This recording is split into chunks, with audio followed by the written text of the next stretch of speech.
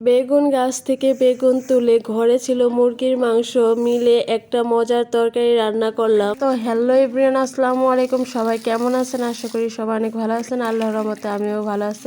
আজকে আরেকটি blog video নিয়ে চলে আসলাম। সকালবেলায় উঠেই আমি চলে এসেছি আমাদের গাছে পানি দেওয়ার জন্য। দেখতেই পাচ্ছেন এখানে আমাদের লাউ গাছ, সিম গাছ পানি দিলাম। এইদিকে এসে দেখি মা সকাল সকালই রুটি বানাচ্ছে আমাদের জন্য। তো আমি এসে মার কাজে একটু হেল্প করলাম, রুটিগুলো শিখতেছি।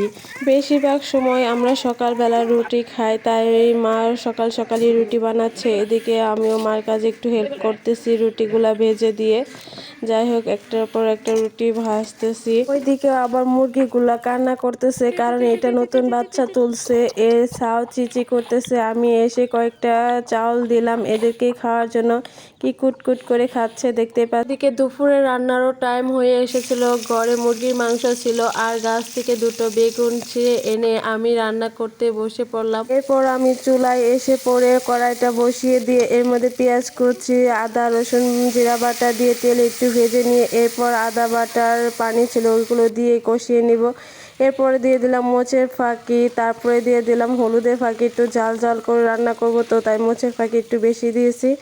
যাই হোক, দিয়ে আমার কাছে মনে হলো মোচের ফাঁকি কম হয়েছে, তাই আরেক চামচ দিয়ে ভালো করে নেড়ে চেড়ে এরপর পরিমাণ মতো একটু সামান্য পানি দিয়ে এরপর পরিমাণ মতো লবণ দিলাম স্বাদ মতো। এরপর এলাচ, তেজপাতা, খালগুটা দিয়ে ভালো করে তরকারিটা কষিয়ে নিচ্ছি। তরকারি মশলা যত কষানো হয় তরকারিটা তত মজা হয়। যাই হোক, কষানো শেষ হয়ে গেছে। এখন আমি মুরগির মাংসগুলো দিয়ে দিলাম। মুরগির মাংস আগে কুটিয়ে ধুয়ে রাখছিলাম, দিয়ে নাড়াচাড়া দিয়ে এখন এটাকে ভালো করে কষিয়ে নিতে হবে। তার জন্য আমি একটু পানি দিয়ে দিলাম। এরপর আমি ঢাকনা দিয়ে ঢেকে দিলাম। খানিকক্ষণ পরে এসে যাই হোক, এখন আমার মুরগির মাংসটা কষানো শেষ হয়ে গেছে। এখন এর মধ্যে বেগুন দিয়ে দিব। বেগুনগুলো আগে আমি কেটে ধুয়ে রাখছিলাম, এখন দিয়ে দিলাম মাংসের ভিতরে। তো এখন বেগুন আর মুরগির মাংস ভালো করে কষিয়ে নিতে হবে। আগে দিলে বেগুনটা বেশি গলে যেত, গাছের বেগুন এমনিতেই নরম, আরও গলে যেত। যাই হোক, এখন আমি দিয়ে এই যে দেখতে পাচ্ছেন আমি সুন্দর করে তরকারিটা কষিয়ে নিচ্ছি।